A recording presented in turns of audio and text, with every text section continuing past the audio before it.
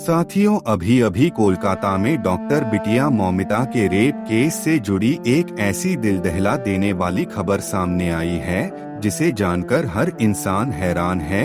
यह खबर इतनी चौंकाने वाली है कि इसे सुनकर आपके पैरों तले जमीन खिसक जाएगी। सीबीआई के हाथ एक ऐसा सबूत लगा है जो यह है साबित करता है कि डॉक्टर बिटिया की हत्या अस्पताल में नहीं बल्कि कहीं और हुई थी। इसके अलावा आर जाकर मेडिकल कॉलेज के एक अधिकारी की पत्नी ने ऐसे राज खोले हैं कि असली दरिंदे अभी तक हाथ नहीं आए हैं, वह अंडरग्राउंड हो गए हैं। जिस व्यक्ति को पूरा भारत देश अपराधी समझ रहा है, असल में वह अपराधी नहीं है। असली दोषी का नाम सामने आया। सच्चाई जानकर हर कोई दंग रह गया। हकीकत यह है कि दरिंदगी की यह इतनी गंदी घटना सब जानते हैं कि यह अस्पताल में हुई थी, मगर साथियों ऐसा नहीं है। यह अस्पताल में नहीं कहीं दूसरी जगह हुई थी। अब इस मामले में बड़ा खुलासा हुआ है।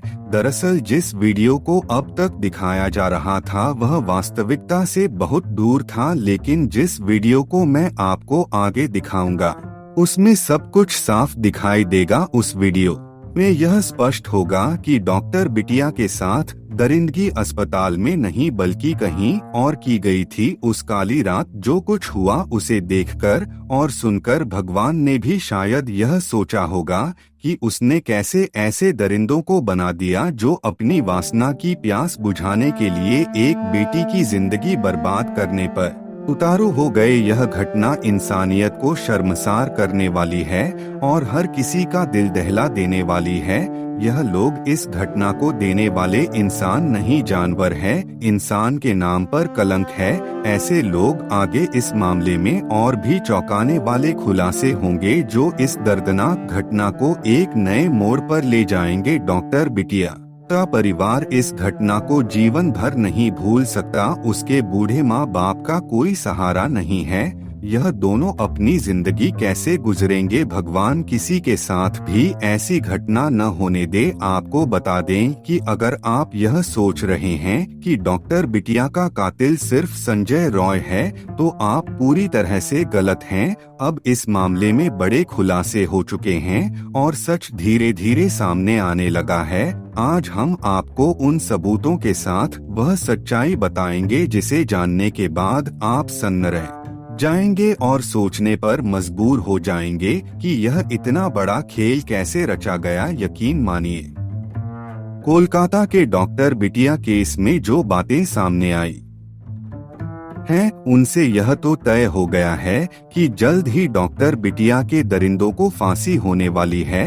हम इस पूरे मामले को आपको विस्तार से बताएंगे कि उस रात वास्तव में क्या हुआ था। लेकिन वीडियो में आगे बढ़ने से पहले आपसे एक निवेदन है, अगर आप भी डॉक्टर बिटिया को इंसाफ दिलाना चाहते हैं तो कमेंट बॉक्स में जस्टिस फॉर फीमेल डॉक्टर जरूर लिखें। पूरी दुनिया डॉक्टर बिटिया को न्याय दिलाने के लिए लगातार प्रयास कर रही है, इसलिए इस वीडियो को लाइक करना ना भूलें और साथियों वीडियो में ज्यादा से ज्यादा शेयर करें ताकि डॉक्टर बिटिया को इंसाफ मिल सके। दोस्तों, जैसा कि सीबीआई की पूछताछ में संजय राय ने बताया कि जब वह अस्पताल के सेमिनार हॉल में गया तो उसने देखा कि डॉक्टर बिटिया की मृत शरीर पहले से ही वहां पड़ी थी, खून से लथपथ। यह देखकर वह घबरा गया और लड़खड़ाते हुए किसी चीज से टकरा गया जिससे उसका ईयरफोन गिर गया। उसने कहा कि हमने डॉक्टर बिटिया को नहीं मारा है,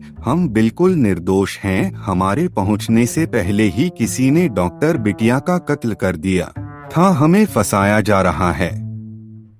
दूसरी ओर सीबीआई को एक और महत्वपूर्ण सबूत मिला जिसमें दिखाया गया कि जब डॉक्टर बिटिया चेस्ट मेडिसिन रूम की ओर जा रही थी तो कई लोग उनका पीछा करते हुए उसी दिशा में जाते हुए देखे गए। इसके अलावा जब चेस्ट मेडिसिन रूम की गहराई से जांच की गई तो वहां लगभग 8 से 10 लोगों के पैरों के निशान पाए गए, जबकि सेमिनार हॉल में किसी के भी पैरों के निशान नहीं मिले। अब सवाल यह उठता है, क्या डॉक्टर बेटी की हत्या वास्तव में चेस्ट मेडिसिन रूम में की गई थी? यह सेमिनार हॉल में सीबीआई बड़ी गहन अवस्था में इसकी जांच कर रही है।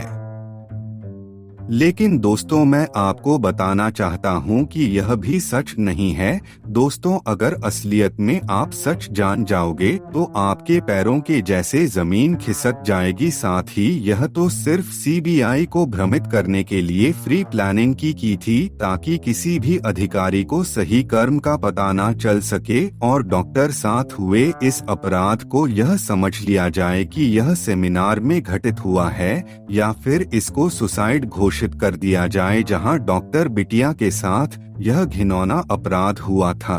सीबीआई का ध्यान भटकाने के लिए ऐसा माहौल बनाया गया कि उन्हें यह पूरी तरह विश्वास हो जाए कि अपराध सेमिनार हॉल में ही हुआ था। इसके बाद सीबीआई का सारा ध्यान सेमिनार हॉल और उसके आसपास ही केंद्रित हो गया और वे उसी में उलझी रही। असल में डॉक्टर बिटिया के साथ अपराध के तुरंत बाद सेमिनार हॉल को जिस तरह से तोड़ा गया और सबूत मिटाने की कोशिश की गई, यह सब सीबीआई को गुमराह करने के लिए किया गया था। इसी दौरान सीबीआई के हाथ एक ऐसा सबूत लगा जिससे अपराधी के मास्टरमाइंड का पूरा भांडा ही फोड़ दिया गया। दरअसल सीबीआई को एक पत्र मिला जिसे संदीप घोष ने लिखा था। इस पत्र में संदीप घोष ने पीडब्ल्यूडी से सभी विभागों के डॉक्टरों के कमरों की मरम्मत और पुनर्निर्माण के लिए कहा था। पहले यह समझा जा रहा था कि रिनोवेशन का निर्देश मेडिकल कॉलेज के किसी प्रशासनिक अधिकारी ने दिया था, लेकिन यह पत्र मिलने के बाद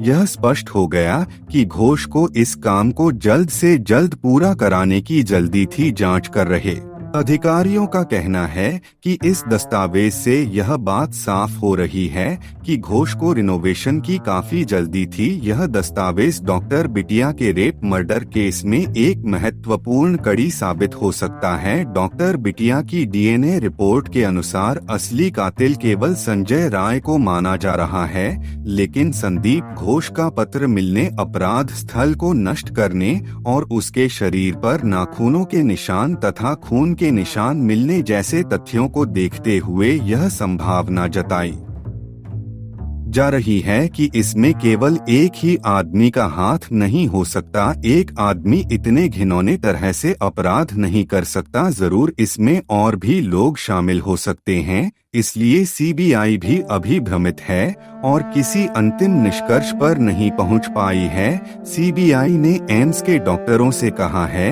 कि वे शरीर पर निशान के आधार पर फिर से डीएनए रिपोर्ट तैयार करें और बारीकी से जांच करें, क्योंकि अभी भी भ्रम की स्थिति है। जो सबूत सामने आ रहे हैं उन्हें देखते हुए यह मानना कठिन है कि संजय राय ही इस पूरे अपराध का अकेला जिम्मेदार था। अब दोस्तों, ऐसे कई सबूत मिले हैं जिसे यह मालूम होता है कि डॉक्टर बिटिया के साथ अपराध अस्पताल में नहीं बल्कि कहीं और जगह हुआ था। सीबीआई और ईडी को संदीप घोष के एक आलीशान फार्म हाउस के बारे में जानकारी मिली है। जैसे ही सीबीआई को यह सूचना मिली, उन्होंने तुरंत संदीप घोष के फार्म हाउस उस पर छापा मारा और जो उन्होंने वहां पाया वह आपको हैरान कर देगा। जैसे ही सीबीआई संदीप घोष के फार्म हाउस में दाखिल हुई और चारों तरफ बारीकी से जांच पड़ताल की, उन्हें कुछ ऐसा मिला जिसने उनके होश उड़ा दिए। फार्मा हाउस में एक गुप्त कमरा था जिसका प्रवेश एक कमरे के फर्श के बीचों बीच बने एक छेद से होता था, जो किसी को आसानी से दिखाई नहीं देता था। यह तो सीबीआई की नजर थी जिसे वह सब रात को देख लिया। उधर से यह सुराख एक दूसरे कमरे में बीच फर्श में है, जिसे यह लोग एक टाइम से ढक कर रख दिया करते थे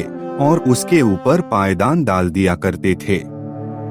सीबीआई उस कमरे में पहुंची तो उन्हें कई अहम सबूत हाथ लगे जो इस केस को अंतिम चरण में पहुंचा सकते हैं। फार्मा हाउस के इस गुप्त कमरे में अजीबोगरीब चीजें पड़ी थी और वहां से एक बदबू भी आ रही थी। सीबीआई को वहां से कुछ बालों के सैंपल भी मिले और बच्चे किसी पुरुष के नहीं बल्कि किसी औरत के बाल मिले, जिससे सवाल उठ रहे हैं कि यह बाल डॉक्टर बिटिया के हैं या किसी और के। इस फार्म हाउस को लेकर एक अधिकारी की पत्नी ने भी चौंकाने वाला खुलासा किया है, जिससे सीबीआई भी हैरान रह गई। उस महिला ने बताया कि इस फार्म हाउस पर सर पार्टियां होती थी जहां बाहर से लड़कियों को बुलाया जाता था जो एक रात के लिए काफी पैसे लेकर के आई थी, और यहाँ पर खूब दारू पी जाती थी, जिनमें से कुछ लड़कियां अस्पताल की भी होती थी जो यहाँ अपनी पढ़ाई के लिए आई थी, मगर उन्हें भी इस फार्म हाउस पर लाया जाता था। यह सब अक्सर शनिवार और रविवार को होता था। जब सीबीआई ने उस महिला से पूछा कि उसे यह कैसे पता, तो उसने बताया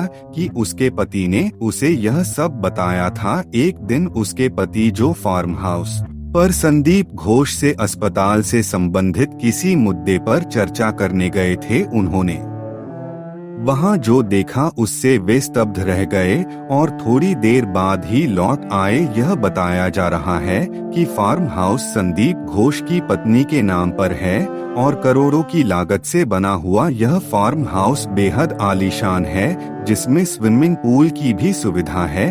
यह फार्म हाउस करीब 2 से 3 बीघा जमीन पर बना हुआ है और इसके आसपास लगभग 100 से 200 बीघा जमीन में खेती की जा रही है। साथियों, अगर यह बाल डॉक्टर बिटिया के पाए जाते हैं तो यह स्पष्ट हो जाएगा कि डॉक्टर बिटिया का रेप और मर्डर इसी फार्म हाउस के गुप्त कमरे में हुआ था। जरा सोचिए, उस दिन अस्पताल में मरीज भी थे, उनके परिजन भी थे। ऐसा नहीं था कि अस्पताल की छुट्टी थी। वहां पर रोजाना की तरह जिस तरह से कम होता था वह सब काम हो रहा था। वह मरीज आ रहे थे, जा रहे थे। मैरिज के तिमारगीर भी उनके साथ थे और महिला डॉक्टर उनका इलाज कर रही थी। अस्पताल पूरी तरह से भरा हुआ था। ऐसा तो नहीं था कि वहां कोई भी नहीं था। अस्पताल में इतनी हलचल के बावजूद डॉक्टर बिटिया के साथ हुए इस जघन्य अपराध की किसी को भनक कैसे नहीं लगी?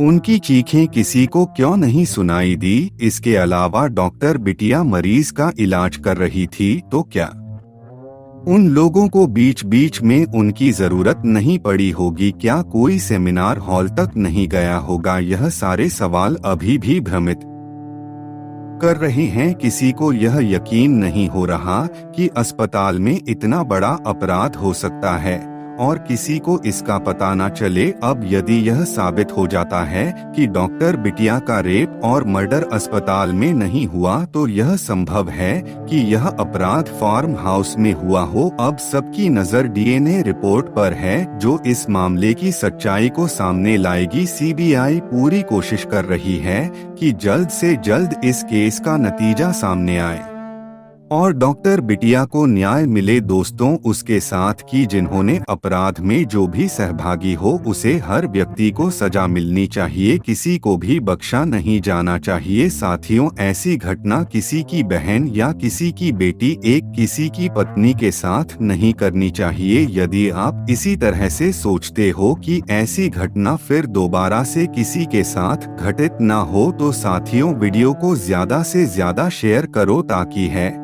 और लोगों के पास पहुंचे और वह भी डॉक्टर बिटिया को न्याय दिलाने में अपना योगदान दे।